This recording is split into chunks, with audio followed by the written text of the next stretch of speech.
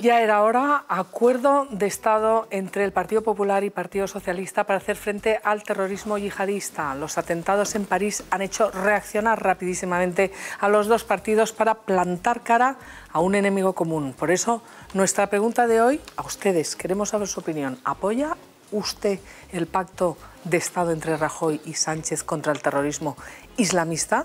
Que sí que lo apoyan, 905-855-001. Si no lo apoyan, nos llaman al 905-855-002. El acuerdo de Estado, como les decía, es una muestra de unidad frente al terror. Me gustaría que lo veamos.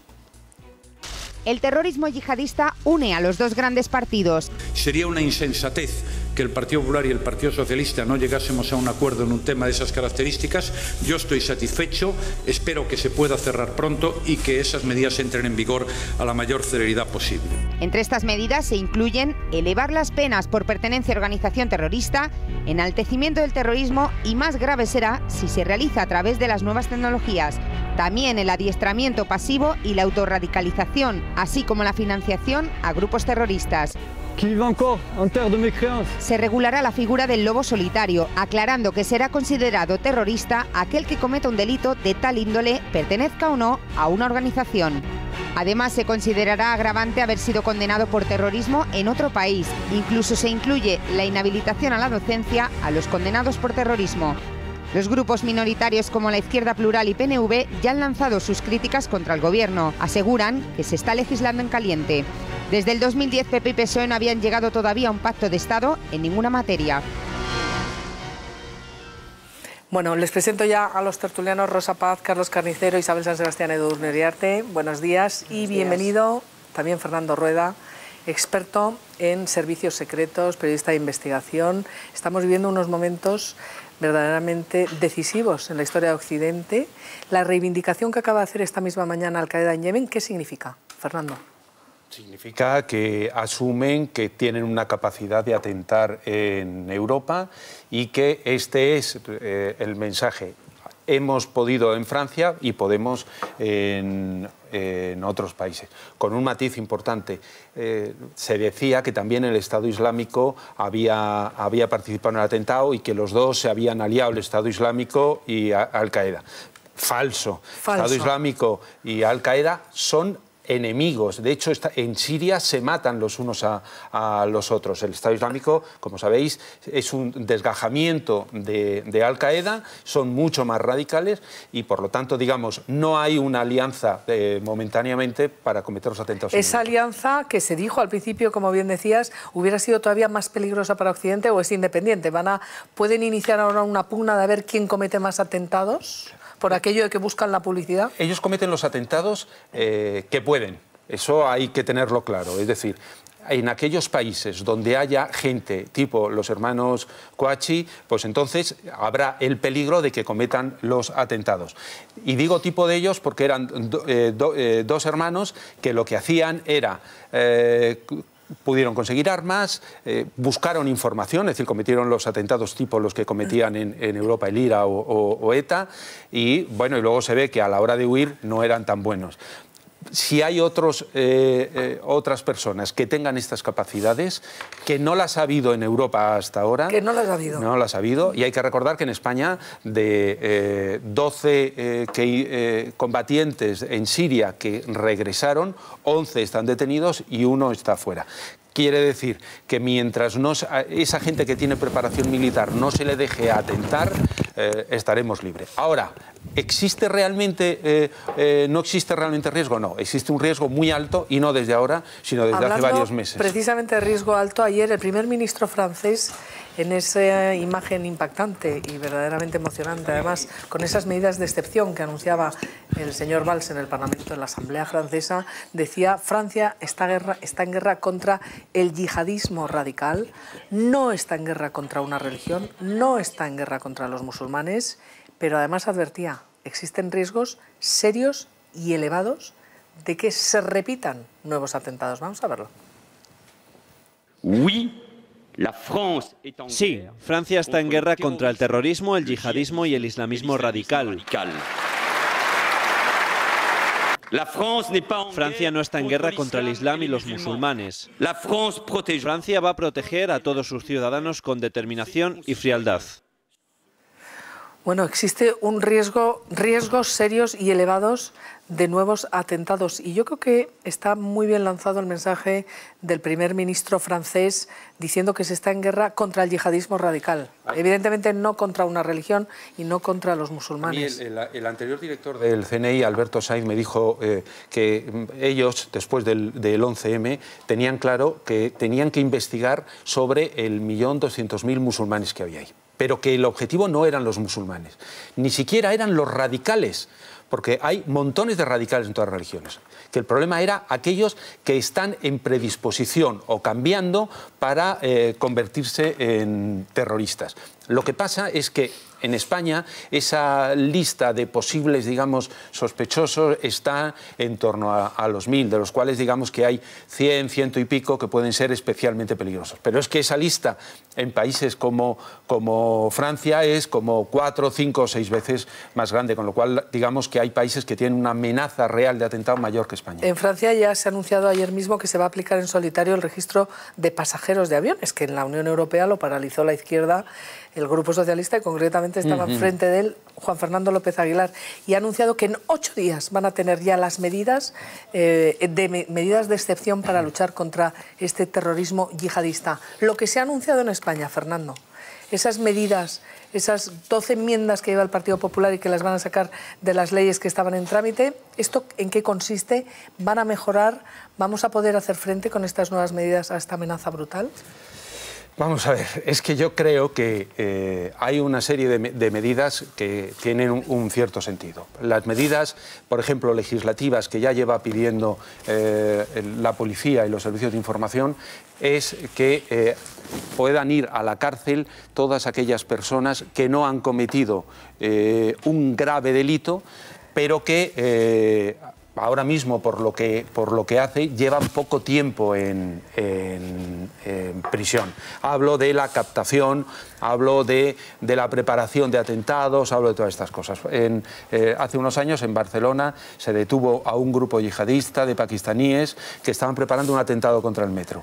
Cuando se les puso ante disposición judicial, salieron muy poco tiempo después.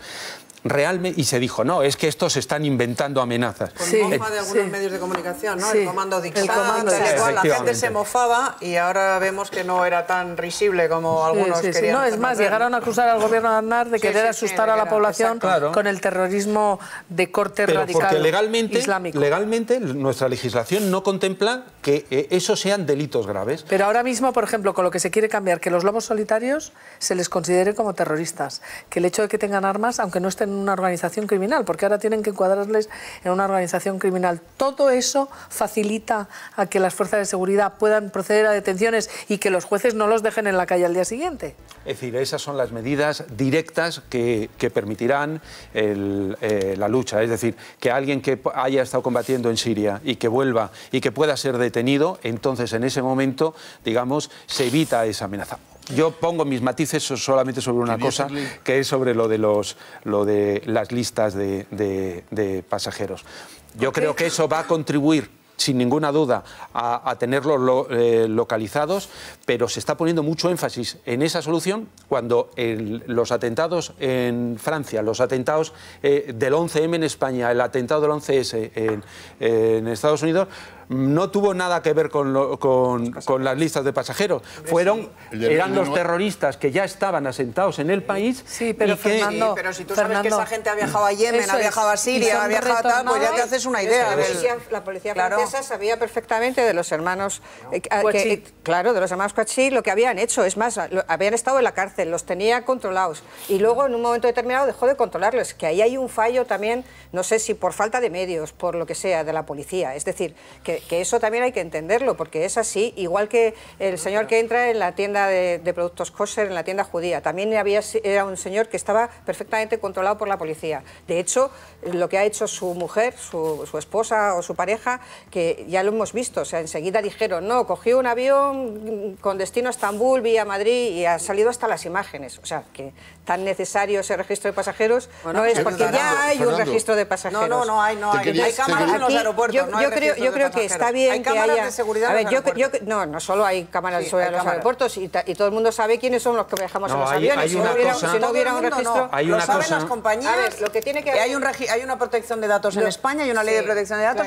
En América, por ejemplo, en Estados Unidos eso funciona. Y funciona hasta el momento bastante bien. Lo que creo que tiene que haber es mucha mayor coordinación de las policías en Europa. Tiene que haber mucha mayor cooperación de los servicios, se tienen que pasar la información de unos a otros, porque también en el 11M vimos que había habido una gran descoordinación de las propias agencias secretas en Estados Unidos. Es decir, que claro que hay que potenciar la seguridad, pero hay que potenciar la seguridad desde quien se dedica, entre otras cosas, a ese trabajo, y habrá que dotarle de los medios que necesita. Pero antes de eso Edurne, Carlos, que me había pedido también la palabra. Lo más imprescindible, desde mi punto de vista, es la voluntad política y la claridad de ideas sobre lo que hay que hacer. Con esto quiero decir que, afortunadamente, tras el 7E ha cambiado totalmente el panorama político. Yo he escrito en ABC sobre las diferencias entre el 11M y el 7E, enormes, nada que ver. Y sobre todo en este momento quiero destacar las diferencias de reacciones. Tras el 11M y tras el 11S, Europa estaba escandalizada porque Bush decía que estábamos en guerra contra el terrorismo. Pues bien, ahora acabamos de escuchar al primer ministro francés, por fin reconociendo lo que los americanos vieron hace 14 años. Que en efecto estamos en guerra contra el terrorismo, no porque nos apetezca, sino porque el terrorismo yihadista nos ha declarado la guerra.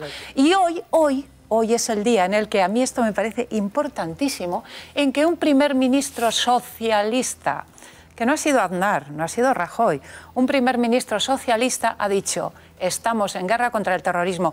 Esto es esencial. ¿Por qué? Porque a partir de ahí... Bueno, Francia está... Perdón, déjame acabar. Punto primero. Francia está implicado como país en varios conflictos internacionales contra el yihadismo, como ya sabéis. Como ya sabéis, Francia ha sufrido varias amenazas antes de este atentado, pero nadie ha acusado a Hollande de ser culpable del atentado. Pero a partir de este cambio político, lo que quiero decir, Francia está en esa coalición internacional en la lucha contra el yihadismo, contra el terrorismo yihadista, y tampoco le han acusado de que se produzca este ataque por haber metido a Francia en esa coalición internacional, en la que también está España. A pesar de que ha tenido varias amenazas del yihadismo por participar en esas coaliciones internacionales. Y acabo, solo para cerrar. A partir de esas amenazas es cuando viene el cambio de las políticas, a partir de ese nuevo concepto sobre el terrorismo islamista, ahora vienen los cambios de las políticas. Carlos. Tres cosas muy breves. La primera, cuando Estados Unidos dice lo de la guerra contra el terrorismo, se equivoca de país. Va a Irak. Es el problema. Es decir, que fue un disparo fallido que ha provocado mucho caos posterior. Es decir, la situación que genera la caída de Saddam Hussein, que era un dictador, todos eso lo sabemos, pero estaba el país controlado desde el punto de vista de... Segundo, Libia pasa lo mismo. En Libia no había amenaza yihadista. Y Libia, que se habla muy poco de ella, en Libia se están entrenando gente, los señores de la guerra controlan el país, es un estado fallido. Tercero, dos preguntas para Fernando. Yemen del Norte. ¿Qué pasa en ese país y qué se puede hacer o qué crees que están pensando en hacer para controlar lo mismo que intervino en Afganistán? Yo no estoy pidiendo una intervención, lo mismo que se intervino en Afganistán, porque desde allí se planificaba las Torres Gemelas, ahora se están planificando cosas así. Y última pregunta, ¿de dónde sacaron los de París? Es decir, ¿hay un mercado de armas en España que pueden venir dos tipos y comprar dos AKs en Europa? En Bruselas, sí.